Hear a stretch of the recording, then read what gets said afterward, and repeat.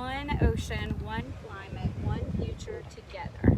And first, we'll be chatting with Sara Martin, who has come over from Biloxi, Mississippi, where she works at the Mississippi State University's Coastal Research and Extension Center with the Program for Local Adaptation to Climate Effects Sea Level Rise, or PlaceSLR. And Sara is going to chat with us this morning about living shorelines and different shoreline stabilization techniques. And just briefly, the PlaceSLR is a collaborative network of different state, local, regional, and federal organizations, agencies, non-government agencies, individual researchers, and it extends from Mississippi across Alabama and into the Panhandle of Florida. And I'll let Sara tell you a little bit more about Place and about living shorelines. Hi, well, thank you for having me on World Oceans Day. So PlaceSLR, our main mission, I would say, is to bring sea level rise science to whatever kind of end users would need to know about it, and connecting scientists who study sea level rise to those end users so that they can have useful and useful information about it. And today I'm going to talk about living shorelines, which, even though shorelines sound like they're on the land, which technically they kind of are, they're really the intersection between the ocean and where we live upland. So they're really important for lots of different reasons to us and the ocean. For us, they help protect us from storms, they capture runoff pollution before it hits the ocean, they provide habitat for lots of seafood and other kinds of fish and wildlife. The birds love them. They're all in front of us right now, not behind. But they're super important, and that's why we have these different shoreline stabilization techniques. In the past, and you've probably seen lots of it, the most common way to stabilize a shoreline has been using hardened structures. And in recent couple of decades, there's been a real push to get more of this green infrastructure, which is living shorelines. So you get green like plants. Living shorelines use natural elements like grass and moisture to keep shorelines from eroding. And so I have a demonstration today that has different shoreline stabilization techniques modeled, and will show how they handle wave action. And Sara, we have a couple of examples of shorelines around here, don't we? Yes.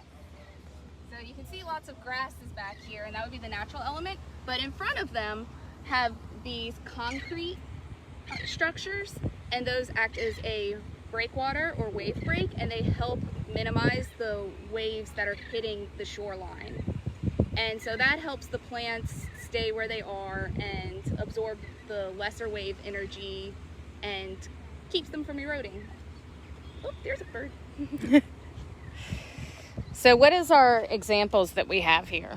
Okay, so starting And let's also say that you are invited and encouraged to comment and ask questions, and we would be happy to address those as we go. Okay, so first we have an example that's just sand, and so this would be, I guess, like beaches where we like to hang out and relax, and the sand's really good for that. But as we'll see, sand alone doesn't do a great job against lots of waves.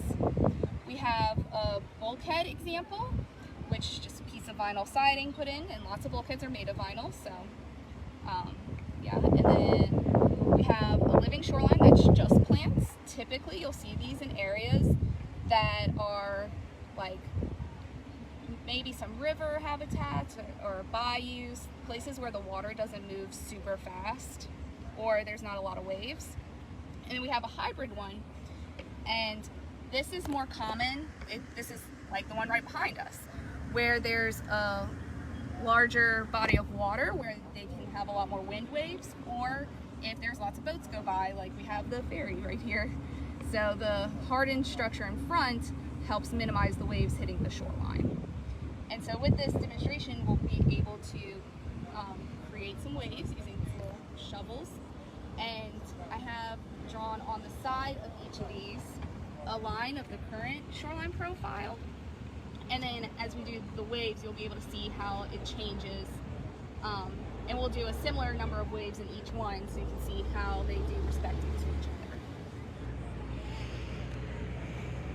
So we want to hit it? Yes. Perfect. So I think I'll do like 10 waves to start with.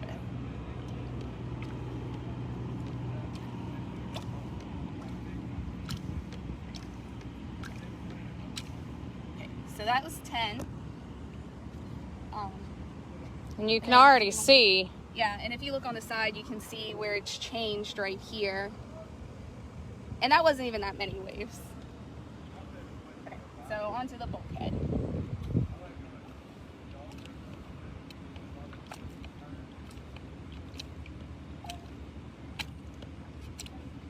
Okay, so with this bulkhead one, you could definitely see the sand from the front go, but move this out of the way a little. You can see from the side behind the bulkhead lost some too. And this is pretty similar to what can happen in actual bulkheads, where if you've ever been by one and there's like a hole behind it but you're up above the water, the waves, once it takes the sand from in front, it will start pulling from behind the bulkhead, and that's what would be considered a failing bulkhead. And there was kind of a dramatic slump here in the front where that water came down from the bulkhead and swept that Yeah, so sand that's another away. thing that happens with hardened structures like bulkheads and seawalls, is they reflect the waves, and that can cause the erosion like we saw here, which is vertical erosion because it erodes down like that instead of kind of horizontally like we saw in just sand. But it also can reflect waves onto neighboring properties. So sometimes you'll have in private properties where someone puts in a bulkhead and then their neighbor starts getting a lot more erosion. That's because the waves bounce off of the bulkhead and erode the neighboring property, and then eventually those people put in a bulkhead and you get kind of this domino effect. So this is supposed to model a living shoreline with just plants.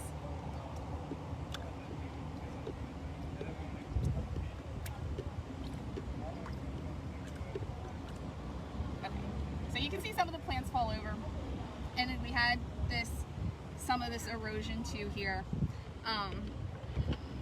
But one thing that these plants can't model that real plants do is real plants can move with the water. Like they can, if with sea level rise, they can adjust with either plants that can handle more flooding can come in, or they'll move upland as long as they have space. And then hybrid one.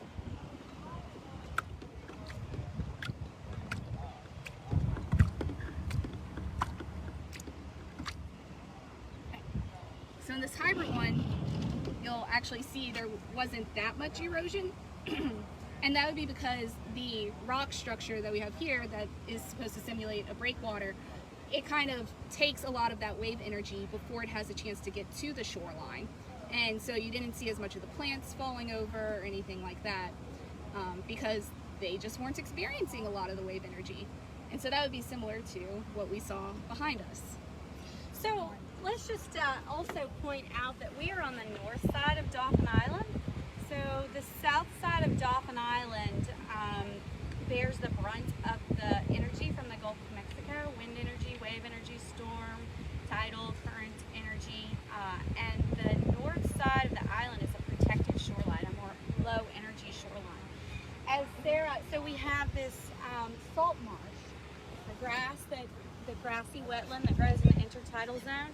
And as Sarah pointed out, this is a ship channel.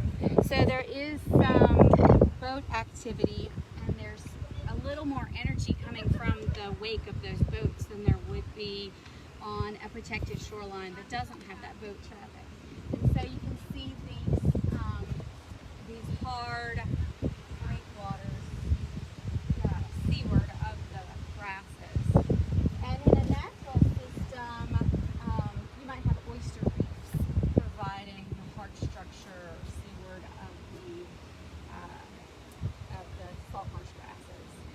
so there is also research on these different, like in the field research on these different techniques. And so different, you referred to stakeholders, so you mean maybe individuals who have property on water, and also maybe city planners. Yeah, so we've worked with a variety of people. We do work with private property owners a lot. Most of the shoreline property in the northern Gulf of Mexico is privately owned, and so it's a really important group of stakeholders to engage with, and a lot of them have been really eager because if nothing else, they think the natural shoreline is prettier. And in some cases, it's actually can be a lot cheaper than putting bulkheads and stuff too. And what about the maintenance of it as well? Well, ideally, if it's done well, once it's put in, you might have to fill in a couple of plants that might come out while they're still getting established, but after that, it will be able to just self-maintain because it will fill in empty areas as the grasses grow. They are really resilient to storms. There has been research showing that compared to bulkheads, they survive through hurricanes a lot better, and that's because they can absorb the water and the leaves just bend over when the wind and waves come versus a hard structure that can break. And they have an extensive root system that will help hold the sediment in place. And also they serve as habitat for a lot of different animals. Yes. So if you look at this in terms of habitat potential, this is very shallow water. And so if you imagine the tide flooding into this intertidal zone, the grass sticks up out of the top of the water. It's what we call emergent vegetation. And so if you think about the small animals that can swim into the dense grass and find shelter in that shallow water and densely packed grass, and escape from the larger predators that couldn't follow them into there, this zone is just teeming with life. So you don't see a lot of animals across the this expansive salt marsh, but there are a lot of small animals that live in this habitat. So the breakwaters also break the wake that is created by the boat traffic through this ship channel. And we have the automobile ferry coming in there as an example of some of the vessel traffic. So, Sarah, we were talking about the potential of this as ecosystem, as habitat for a lot of different kinds of animals, including many that are our seafood species. And so there are a lot of benefits to these living shorelines that the hard structures don't afford us. So could you kind of offer kind of a big picture of the benefits of using the living shorelines and kind of put it in the context of climate change and sea level rise? Sure. So the main thing whenever you put in a hardened structure, it, like you just referenced, you lose the intertidal zone, and so that is important habitat, but that also means you lose a lot of the natural grasses and things that provide us with a lot of benefits, as well as help the ocean and animals. So one of the things that down here on the coast is really important is these natural shorelines are very resilient to storms. There have been studies that show that they're more resilient to the impacts of hurricanes, for example, than hardened structures, because the grasses can kind of just bend over when waves and wind hit versus the hardened structures just break. And so that reduces erosion, but also having wetlands, including living shorelines around, helps to buffer the effects of the storm. So it helps dampen the waves before they hit important infrastructure. And they also absorb floodwaters. And so that's not only important in like hurricanes, but that's also just important as sea levels rise. We get more sunny day high tide flooding where the high tide is getting higher. And having the grasses and wetlands around, they absorb that flooding faster than if it's all, you know, roads and parking lots and other impermeable sort of structures.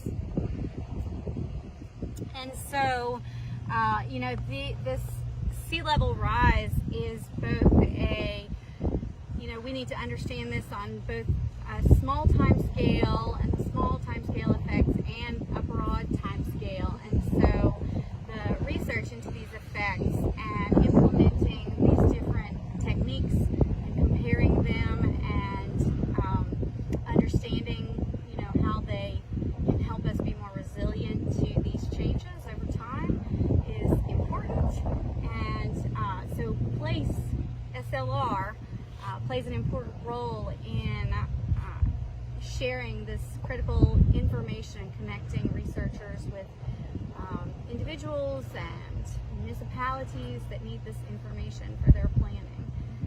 And so we want to thank you for coming over from Mississippi this morning and talking to us about living shorelines and other kinds of shoreline stabilization and sea level rise, and putting that in the context of climate for us.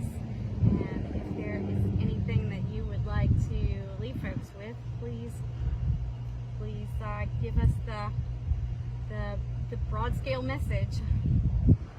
Well, one thing I would like to leave everyone with is that our natural shorelines are really important for all the things we discussed. And so if you're a shoreline property owner, you can contact us for information about a living shoreline on your property. If you're not, there's still things you can do. You can talk to your local governments to emphasize how important they are, or you can always help whenever we do cleanups, because keeping these clean and free of debris can help keep our marshes healthy. And all of that information you can find on PlaceSLR.org, or you can go to the Mississippi State University Extension website and find out more information there as well. And we can share a link to that website with this video. So thanks again, Sarah, and thanks for joining us, and happy World Oceans Day. Yes, thank you. Happy World Oceans Day.